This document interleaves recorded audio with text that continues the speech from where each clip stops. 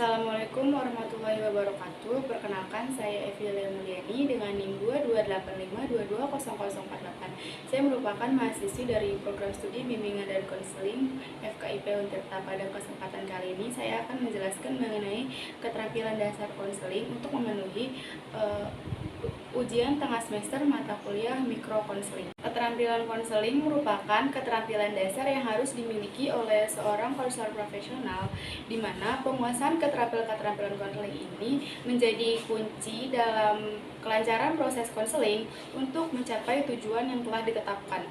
Yang pertama ada keterampilan attending. Nah, keterampilan attending merupakan keterampilan untuk memusatkan dan memberikan perhatian lebih kepada konseli, sehingga konseli merasa dihargai dan menciptakan suasana yang nyaman dengan cara memposisikan badan agak condong ke arah konseli, memberikan atau menunjukkan ekspresi wajah yang ramah dan ceria, mendengarkan secara aktif, duduk berhadapan dengan konseli, dan menganggukkan kepala jika kita setuju dengan apa yang diucapkan atau dikatakan oleh konseling. Nah, attending ini erat kaitannya dengan raport, di mana raport ini merupakan hubungan yang baik dalam konseling antara konselor dengan konseli.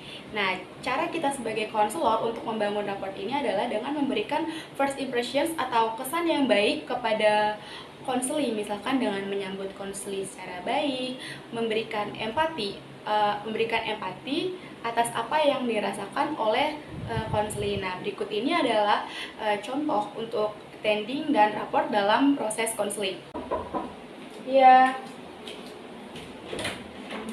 Waalaikumsalam. Silakan duduk, Nak. Iya, Ibu, terima kasih. Sebelumnya, bagaimana kabarmu, Nak? Alhamdulillah baik, Ibu. Bolehkah saya bercerita, Ibu? Keterampilan yang ketiga ada membuka percakapan. Nah, membuka percakapan ini adalah keterampilan yang digunakan oleh konselor untuk mengajak atau memulai sesi konseling. Nah, biasanya seorang konselor dalam membuka percakapan dapat mengajukan pertanyaan berupa apakah ada yang bisa saya bantu, atau nampaknya ada hal yang mengganggu Anda, apakah ada yang ingin Anda ceritakan. Nah, berikut ini merupakan contoh keterampilan membuka percakapan dalam sesi konseling. Tentu saja, ada yang bisa Ibu bantu, Nak? Sebetulnya saya bingung, Bu, mau cerita kayak gimana. Terus saya juga takut kalau misalkan nanti cerita saya tersebar luas kayak gitu.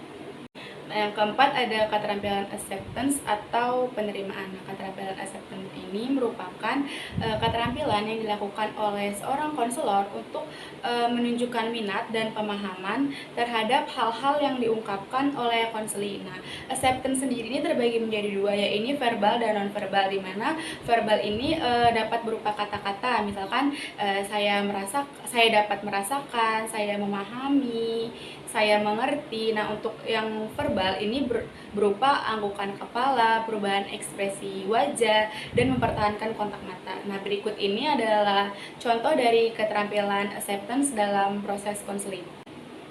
Ibu paham, menceritakan sesuatu itu adalah suatu hal yang tidak mudah. Kemudian kamu tidak usah takut, karena cerita ini hanya untuk kita berdua saja. Ibu juga paham bahwa kepercayaan itu butuh proses. Kamu bisa bercerita jika kamu sudah siap nanti. Baik, Bu. Jadi saya merasa sedih sama kecewa, Bu. Yang kelima ada keterampilan bertanya. Nah, keterampilan bertanya ini merupakan keterampilan pada diri konselor untuk mengemukakan pertanyaan dengan tujuan menggali informasi pada diri konselor. Nah, dalam kemampuan pertanyaan ini ada terbagi menjadi dua, yaitu pertanyaan terbuka dan pertanyaan tertutup. Nah, pertanyaan terbuka ini adalah pertanyaan yang memberi jawabannya itu luas. Jadi informasi yang didapat pada diri konseling itu lebih banyak. Nah, misalkan contohnya bagaimana perasaan Anda ketika, atau bagaimana rencana Anda untuk kedepannya. Sedangkan kalau pertanyaan tertutup itu adalah pertanyaan yang jawabannya itu tidak luas.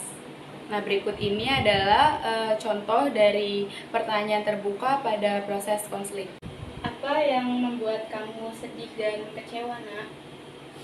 Jadi saya sedih, Bu.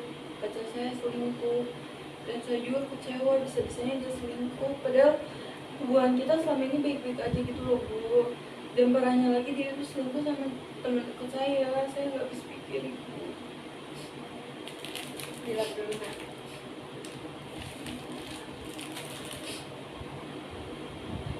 Yang keenam ada keterampilan parafrase. Nah, keterampilan parafrase merupakan keterampilan yang harus dimiliki oleh konselor untuk menyatakan kembali pernyataan yang telah dikatakan oleh konseli secara singkat. Nah, berikut ini merupakan contoh keterampilan parafrase dalam proses konseling.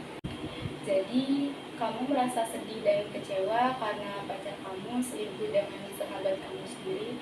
Apa betul begitu, Nak?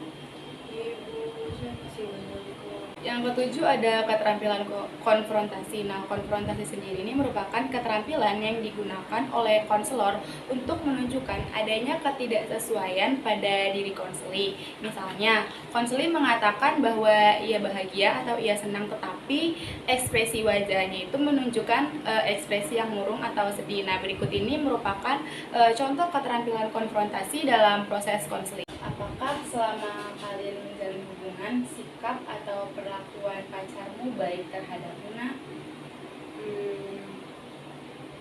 Baik sih Bu. Kamu mengatakan bahwa dia baik, tetapi mengapa ekspresi wajahmu terlihat murung dan kamu seakan-akan ragu untuk menjawabnya? Kemudian yang kedelapan ada keterampilan dorongan minimal. Nah, keterampilan dorongan minimal ini adalah keterampilan yang dimiliki oleh konselor untuk memberikan respons secara singkat terhadap apa yang dikatakan oleh konseli. Misalnya seperti oh ya, terus selanjutnya, lalu. Nah, berikut ini merupakan contoh keterampilan dorongan minimal dalam proses konseling. Sebetulnya saya suka mendapatkan perlakuan yang kurang baik Ibu. Saya juga suka mendapat kekerasan secara fisik maupun verbal Ibu. Lalu, Nak? Seperti saat saya mau memutuskan hubungan, dia malah memaki saya dan menampar saya Ibu. Sekian yang dapat saya jelaskan tentang keterampilan konseling. Semoga bermanfaat. Kurang dan lebihnya mohon dimaafkan. Wassalamualaikum warahmatullahi wabarakatuh.